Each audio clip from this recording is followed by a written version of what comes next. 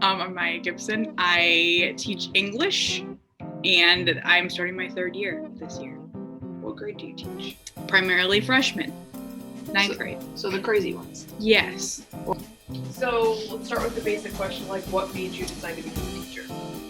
I think it was because of the teachers that I had, especially in high school, which was not the easiest time in my life. And I had a teacher, Mr. Herber, who kind of went above and beyond to make me feel cared for and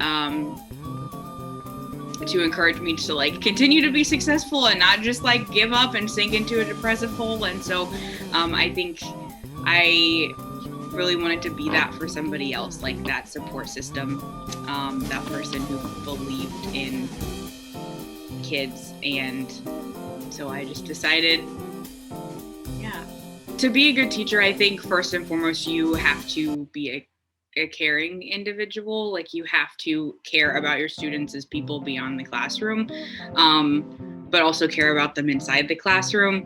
I think that's the big thing that would set you apart from other people in the profession. But I also think that you have to obviously have knowledge of your content as well, and also I think a desire to grow and to get better and to improve, because if you just like the field is always changing, and if you can't embrace those changes, then you're going to kind of get left behind, and it's going to be harder to like do the content part of your job. What do you mean by caring about your students inside of the classroom as well as outside? I mean, when they are in your room, they are going to bring with them all sorts of things that happen outside of your room. And so I think it's important that you are mindful of that not every day is going to be a day where they can like pay attention and behave in the way that you want them to and all of that. And so I think when they're in there, then you need to remember like, hey, this is my 49 minutes. So one of the things that you do a really great job of, whether you realize it or not, is building safe spaces in your classroom for your students and community within your classroom. So what do you think, how do you do that? Obviously you've explained why that's important to us, but how do you do that for those people who maybe that's not their strong suit? How do I build community in my classroom? Yeah, how do you build community, and how do you make sure that it's a safe space for your students?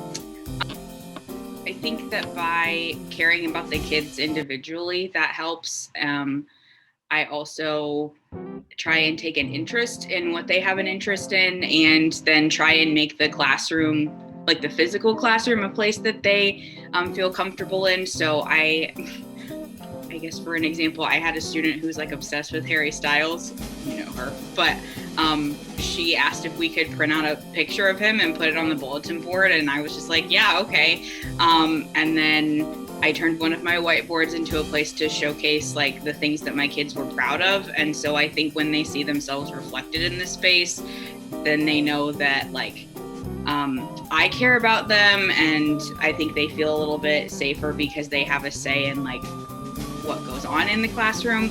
And then that also allows them to kind of show off some of their like talents and interests and build connections with other students within the classroom. And so I think doing that helps, but also just, I think me being hopefully open and accepting of who they are as people, and then not tolerating anything less than that from the students also helps make the space like safe, and helps promote like, hey, we're in this together, we're spending this time together, we're making decisions as a class together, and it has to be a place where everybody feels comfortable, and I'm not going to tolerate anything less than that. You had mentioned getting to know them as people. How do you bring that into your curriculum? Like, how do you bring their interests into your curriculum? I think like any way that I can, like if I can use a song that they know, or like popular trends, or like, I don't know, everybody's really into TikTok right now. So if I can like draw a connection to some sort of TikTok trend or something, then I try and do that. And so I I usually, like, when I get to know them as people, like, pull some of that information back that I can then draw from.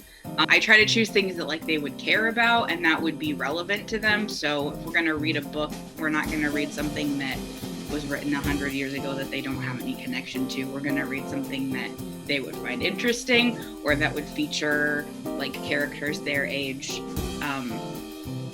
Just trying to, like, circle back to, like, what would they actually find interesting? What would they actually be able to connect to?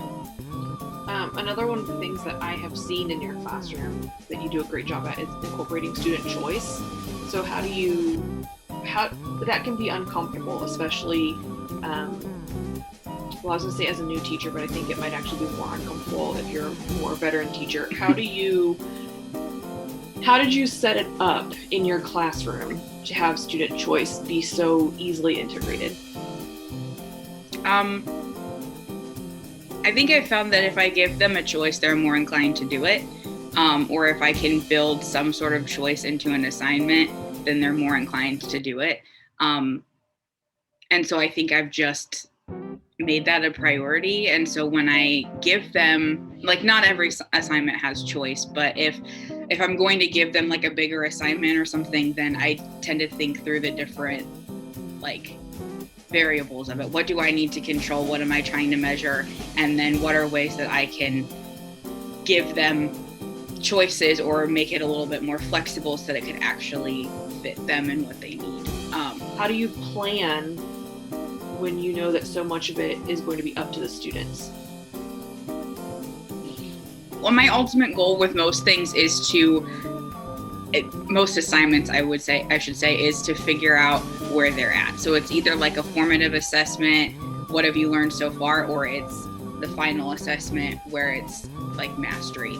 And so that's the stuff that, like, I tend to control more so. Or, like, so if I need you to demonstrate mastery, whatever that looks like, I'm gonna know, like, what pieces, even if it's like an essay versus a presentation, or even if there's ways that, like, you can be flexible about the topic, the skills that I'm measuring, regardless of the assessment, I like those are going to be the same regardless of the choice. And so I think that's what I plan to measure. And then when I build the assignment, I make sure that I am measuring those skills, I am measuring that knowledge, and then anything that does not fall into that, then I can be a little bit more flexible with. What does mastery in your classroom look like, and how do the students demonstrate mastery to you? Mastery to me is, I know this thing, I can do this thing, I could explain to someone else how to do this thing. And I tend to try and link that with the standards that we have. And so if you are meeting the standards as they've been broken down and you can do those skills, then cool. Like, if a student doesn't show you mastery on this, how do you get them to that? What does that bridge look like? So I do a lot of, like, formative assessments too, and just check and see. And then if I need to go back and work more individually, I tend to I don't do, like, a lecture-based classroom. So I have a lot of opportunities to go work more one-on-one with kids or in small groups. But I will also allow resubmissions to assignments. So, like, if a student, like, say we're writing an essay, just to use an English example, and the student doesn't hit the mark on some of it, then I will give them feedback and allow them to go back and redo it and resubmit until they get to a place where it would be considered mastery. Would you say that you allow them to do that, or that it is an expectation in your classroom? I expect that. I would think with most bigger assignments, like smaller things, like formative, like if you get like a 5 out of 10 and then the student is like, I'll take it. Okay. But for, larger assignments where it's like, okay, it's the end of the unit, you got to show me what you like learned and what you've mastered, then typically it is more of an expectation that, okay, like, you didn't do this correctly, I gave you the feedback, please go back and redo it, because if not, like, it'll help your grade, or I can justify doing X, Y, or Z to, like, help move you forward. And so a lot of kids usually do take advantage of that. There are always some that don't, but it is more of an expectation, like, you didn't do this correctly. Let's go talk about it. Let's redo it and see if we can get you there. You have a lot of things set up in your room, your classroom, not just the physical space, but that I don't think would be overly comfortable for everybody, like teacher-wise, if they were to step in and try to do the things you're doing. Because I think the students are comfortable. I don't think that, like, for example, in a lot of classrooms, I think the expectation is you do the work, you move on, whether you understand it or not. And so I think that you've done a really good job of building that. Can you tell me, based on those things you have in place in your classroom, how do you see that that is reflected in, I'm going to use the word grade loosely because we know that grades are not an accurate reflection, but I do think from what I've seen from you that the grades are a more accurate reflection of growth than in some other classrooms. So can you talk about like how those processes have set you up for student growth? I think I'm very clear with my kids from day one, like your grade is a reflection of your effort and maybe your growth if you do the things that you're supposed to do. And so I also know that grades are important to earn credits at the high school level, and so all of that. And so I think that the processes I've put in place allow for them to like just go back and like, it's just the grade is a little, I don't know how to word it. Well, you're in the unique situation of having students when they've never had credits matter before. Right. Students definitely, because I have worked with a lot of the freshman teachers, students put more effort into your class than I think they do other classes. And I think you've touched on a lot of the reasons why, but I think that their grade is a key part of that in terms of what you make their grade mean to them. Yeah, I would say that that's true. And I think that they also know, like, I'm like the queen of second, third, fourth, fifth, sixth chance. Like, you can just, if you want to earn a grade, I'm going to help you earn that grade. And so I think that the processes, whatever the structures that I have set in place, have been very much like, okay, you can redo that. Let's redo that. Let's talk about how to fix that. Or, if you are struggling and you drop the ball for a while and then you're like, okay, hey, but I kind of want to pass your class. Okay, I'm in it with you. If you give me that little bit of effort, like we're gonna get it done.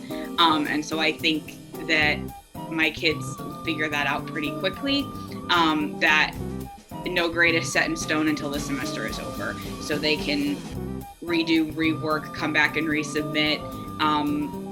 If they get something mastered, in December that we worked on in September, that's fine. I'm going to take it. Like there's, I guess, just not a time limit outside of the limit imposed by the district. But like within the semester, there's not a time limit for when they can show it. Like I want you to show that you've mastered it. I want you to show that you know it. And if that happens 2 months after we do the assignment, okay, great. So I think that I just have maybe a very flexible system with grading and assignments that allow them to, when they finally realize oh, wait, this does matter, then yeah, okay, we'll move forward from